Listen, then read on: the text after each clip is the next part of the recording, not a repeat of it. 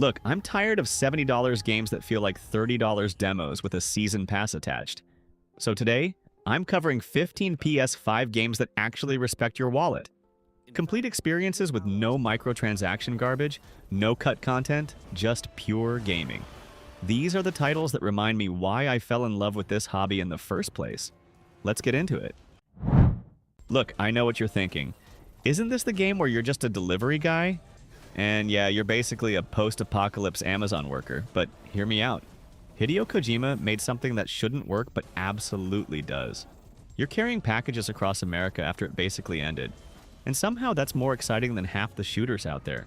The story gets weird, like really weird, with ghost babies and dimension hopping stuff that'll make your brain hurt, but that's what makes it special. The gameplay loop is addictive in this strange way where you're planning routes, building roads with other players online, and actually caring about whether your packages get damaged. Most games would have ruined this with loot boxes or battle passes, but nope. It's just a complete, finished game that respects your time and money. The graphics are absolutely stunning, the acting is top tier, and it proves that AAA games can still take risks. Is it for everyone? Definitely not. But if you want something that treats you like an adult and doesn't follow the same boring formula every other open-world game uses, this is worth full price. Finally, a remake that actually gets it right. Bloober Team could have easily messed this up. The original Silent Hill 2 is considered one of the best horror games ever made. But they understood the assignment. This isn't some cash grab where they just made it prettier and called it a day. They rebuilt the whole thing from scratch while keeping everything that made the original terrifying. You play as James, a guy looking for his dead wife in a foggy town full of monsters that are basically his psychological trauma given physical form. Dark stuff, but handled incredibly well. The combat feels deliberately clunky because you're not supposed to be some action hero. You're just a regular dude who's scared out of his mind. The atmosphere is suffocating in the best way possible, and those enemy designs will stick with you long after you stop playing. What really matters, though, is they didn't add microtransactions, didn't cut content to sell as DLC later, and didn't dumb it down for mass appeal. This is survival horror done right. Slow, disturbing, and completely unforgettable. It's proof that when developers actually care about the source material instead of just making money, we get masterpieces. This is what happens when a studio makes a game about samurai and actually respects both the culture and the players. Sucker Punch created this gorgeous open-world set in feudal Japan where you play as Jin, a samurai who has to decide between honor and doing whatever it takes to save his home from Mongol invaders. The sword combat is absolutely satisfying. Every duel feels like those classic samurai movies where two warriors face off and the first mistake is your last. The best part? No map markers cluttering your screen. The wind guides you to objectives, which sounds simple, but completely changes how you experience the world. You actually look around and pay attention instead of staring at a minimap. The director's cut adds the Iki Island expansion and a full co-op mode that's completely free. No premium currency, no battle pass nonsense, just quality content. The photo mode is insane. The acting in both English and Japanese is excellent. And the story actually makes you think about what honor really means. It's a complete package that never feels like it's trying to nickel and dime you. In an era where most AAA games are designed to keep you grinding forever, this one just wants you to have a great experience and move on. Remedy Entertainment made something genuinely unique here, and I respect the hell out of them for it. This is part survival horror, part detective story, and part mind-bending thriller that doesn't treat you like you're stupid. You play as two characters, Alan, a writer trapped in a nightmare dimension, and Saga, an FBI agent investigating murders that seem connected to Alan's horror novels. The way the game switches between them and messes with reality is brilliant. What makes this special is how it actually tries new things. The combat is tense and scary, the story is layered and weird in ways that'll have you pausing to think, and the presentation is absolutely next level with how it blends live action and gameplay. Most AAA horror games are either jump scare festivals or action games pretending to be scary. This is actual psychological horror that earns its scares and trusts you to follow along with a complex narrative. No microtransactions, no multiplayer mode shoved in for no reason. Just a complete vision from talented developers who care about their craft. The fact that this exists and found success gives me hope that publishers will take more risks instead of just pumping out the same safe sequels forever. The team that made Persona just proved they can create something completely different and still knock it out of the park. This is a fantasy RPG that ditches the high school setting for a medievalish world with actual political intrigue and themes that matter. You're trying to prevent an assassination and end up fighting to change an entire kingdom's future. The combat system is fantastic. It's turn-based but fast and strategic, making you actually think instead of just mashing buttons. What I love is how the game tackles prejudice, class warfare, and social systems without being preachy about it. The story treats you with respect and trusts you to understand complex ideas. The art style is gorgeous, the music is incredible, and the characters actually develop instead of just being anime tropes. Here's what really matters though, this is an 80-hour game with no paid DLC, no microtransactions, no season pass. Just a complete RPG that gives you everything up front for one price. In a world where companies want to sell you a $70 game and then charge you another $50 for the complete edition, this is refreshing. It's creative, it's deep, and it proves that JRPGs can still innovate. This is the game that made turn-based RPGs cool again. And I'm not exaggerating. You're a high school student by day and a supernatural thief by night, stealing the corrupt hearts of terrible adults who abuse their power. It sounds weird because it is weird, but it works incredibly well.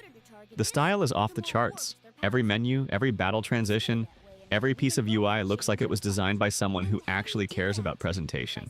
The combat is strategic and satisfying, making you exploit enemy weaknesses and plan your moves carefully. What makes Royal the definitive version is the massive amount of extra content they added. New characters, new story arcs, new gameplay mechanics, and about 30 more hours of game. Here's the thing though, this came out years ago at full price with all that content included.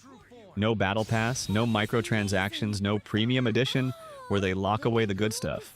The story tackles real issues like abuse of power, societal pressure, and finding your own path in life, but does it through a wild supernatural lens that keeps things entertaining. The music is absolute fire, the characters actually grow and change, and the game respects your intelligence enough to deal with mature themes properly. If you want 100+ hours of content that's worth every second, this is it. Capcom took one of the greatest games ever made and somehow made it even better. That shouldn't be possible, but here we are. The original Resident Evil 4 changed gaming when it came out, and this remake understands what made it special while fixing the parts that aged poorly. You're Leon Kennedy rescuing the president's daughter from a cult in rural Spain, and it's still the perfect mix of horror, action, and just the right amount of cheese. The gameplay is incredibly tight. Every shot matters, every resource counts, and the tension never lets up. They modernize the controls without losing that deliberate, weighty feel that makes encounters scary. What I appreciate is they didn't add multiplayer modes nobody asked for, or loot boxes or any of that nonsense. They just focused on making the campaign as good as possible. The village fight is still intense, the castle section is still creepy, and the island finale is still action-packed. They even improved the Ashley section, so escorting her isn't annoying anymore. The game looks gorgeous, runs smoothly, and proves that remakes can enhance the original instead of just cashing in on nostalgia. No microtransactions, no cut content sold as DLC, just a complete experience that justifies its price tag. Housemarque made something brutal, beautiful, and completely addictive. This is a roguelike where you play as an astronaut stuck in a time loop on an alien planet, dying over and over while trying to figure out what's happening. Every death sends you back to the start, but you keep fragments of the story and some permanent upgrades. The difficulty is no joke. This game will destroy you repeatedly, but that's the point. When you finally overcome a boss or make it to a new biome, you earned it. The shooting feels absolutely phenomenal, with the DualSense controller making every weapon feel unique through haptic feedback. The graphics are stunning, with particle effects and alien environments that show off what the PS5 can actually do. What makes this special is the atmosphere. It's lonely, mysterious, and genuinely unsettling in ways most horror games wish they could be. The story is told through fragments and environmental details, trusting you to piece things together yourself. No hand-holding, no quest markers pointing you everywhere, just exploration and discovery. Most importantly, it's a complete game with no microtransactions or paid content locked behind paywalls. The free DLC they added later just made it better.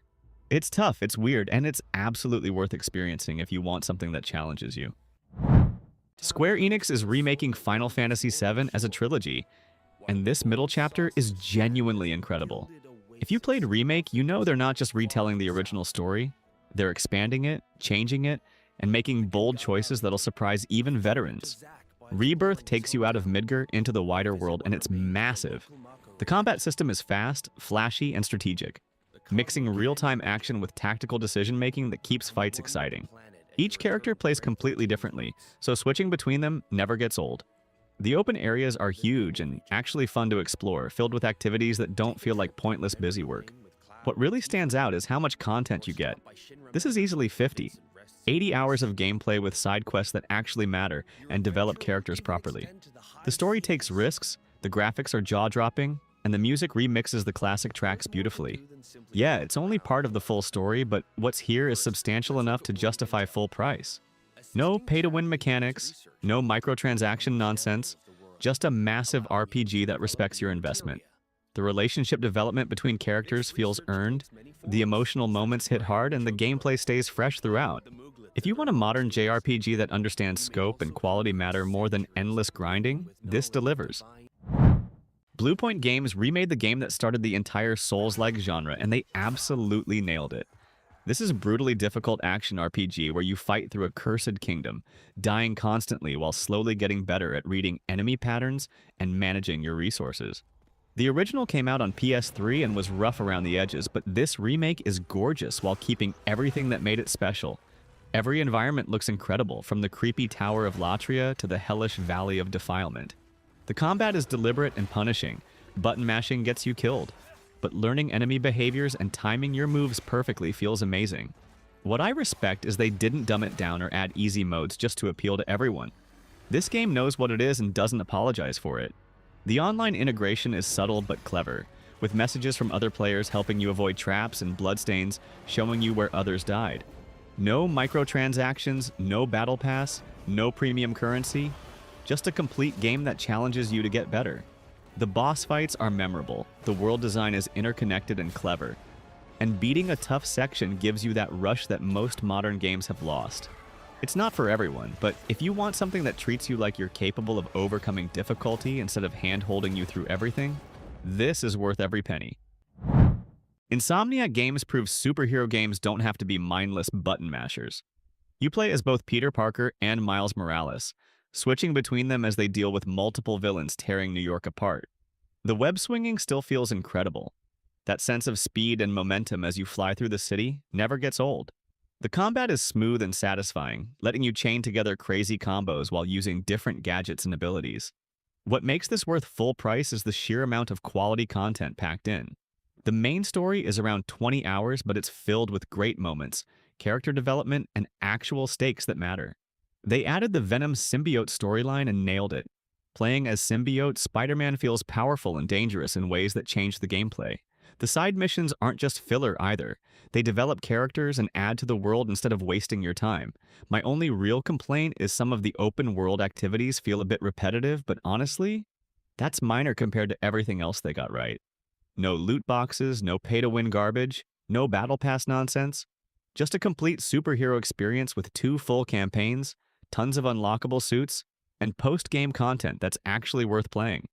The fact that this runs at 60 FPS with graphics this good is genuinely impressive. Santa Monica Studio took everything great about the 2018 God of War and expanded it without losing focus. Kratos and his son Atreus are trying to prevent the Norse apocalypse, and the story actually delivers on that massive premise. The combat feels weighty and brutal. Every axe throw, every shield bash, every bare-knuckle punch lands with impact. They added new weapons and abilities that keep fights interesting throughout the entire 40-hour campaign. What separates this from other sequels is how much they improve the exploration and side content. The 9 realms feel distinct and meaningful, not just copy-pasted environments with different colors. The boss fights are spectacular and varied, giving you memorable encounters instead of just bigger health bars. The relationship between Kratos and Atreus evolves naturally, dealing with themes about parenting, destiny, and breaking cycles of violence. The writing treats you with respect and doesn't spell everything out for you. Graphically, this pushes the PS5 hard with incredible detail and almost 0 loading screens. No microtransactions, no season pass, no content carved out to sell separately. Just a complete, polished sequel that's worth every dollar. The accessibility options are extensive, the post-game content is substantial, and the whole package feels like developers who actually care about quality over quarterly profits. Team Asobi created a pure platformer that reminds you why video games are supposed to be fun.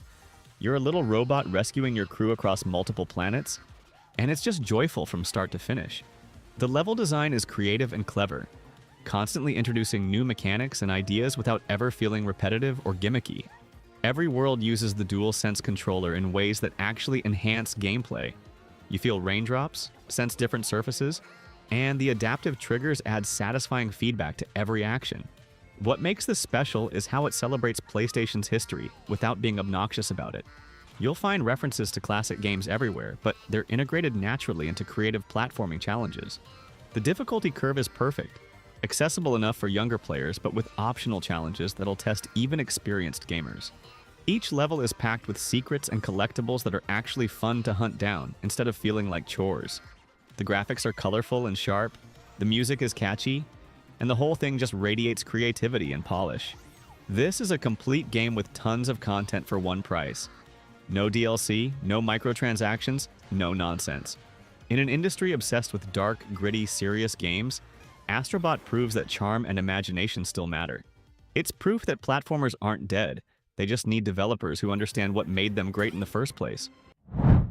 From Software and George R.R. Martin created something massive, challenging, and completely engrossing. This is Dark Souls meets open-world exploration, and somehow it works beautifully. You're thrown into a broken fantasy world with minimal explanation and told to become the Elden Lord. Good luck figuring out what that actually means. The combat is classic Souls, punishing, precise, and incredibly satisfying when you finally beat that boss who killed you 20 times. What makes this different is the open world gives you freedom to explore and tackle challenges in whatever order makes sense. Getting destroyed by a boss? Go explore somewhere else, get stronger, come back later. The world is enormous and filled with secrets, dungeons, and terrifying enemies that'll wreck you if you're not careful. The lore is deep and mysterious, told through item descriptions and environmental storytelling rather than cutscenes explaining everything. The build variety is insane. You can be a warrior, a mage, a weird hybrid, whatever suits your playstyle. What I respect most is this is a complete game with a massive DLC expansion that's worth its price. No microtransactions, no live service nonsense, no battle pass. Just a huge, challenging adventure that respects your time and intelligence. The graphics are stunning, the boss designs are memorable, and the sense of discovery never stops. It's not for everyone. This game will absolutely punish you. But for those willing to learn and adapt, it's unforgettable. Larian Studios spent years making this, and it shows in every single detail. This is a massive RPG based on Dungeons & Dragons rules, and it's the most freedom you'll ever have in a video game. Your choices actually matter, not just dialogue options that lead to the same outcome, but real decisions that completely change how the story unfolds. You create a character, gather companions, and try to stop a mind flayer invasion while dealing with a parasite in your brain. The writing is exceptional, with characters that feel like real people with their own motivations and flaws. The combat is turn-based and tactical, requiring actual strategy instead of just spamming attacks. What blows my mind is how much content is here. You can play through multiple times and have completely different experiences based on your choices, class, and how you approach situations.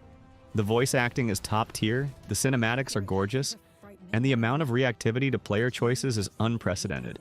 Most games claim your choices matter, but Larian actually delivered on that promise. No microtransactions, no cut content sold as DLC, no live service hooks trying to keep you grinding forever. Just a complete, massive RPG that gives you everything up front. The fact that this exists and succeeded proves players will support games that respect them. It's proof that when developers are given time and resources to finish their vision, they can create masterpieces that justify their price completely. So there you have it, 15 games that actually treat you like a customer instead of a walking wallet. In an industry obsessed with live service garbage, battle passes, and unfinished releases, these titles prove that complete, polished games can still exist and succeed. Look, I'm not saying every game needs to be $70, I'm saying if you're charging that much, you better deliver a complete experience. These developers did exactly that. No sleazy monetization, no cut content sold back to us as DLC, just quality gaming from start to finish. Vote with your wallet. Support games like these, and maybe publishers will finally get the message that we're sick of being nickel and dimed.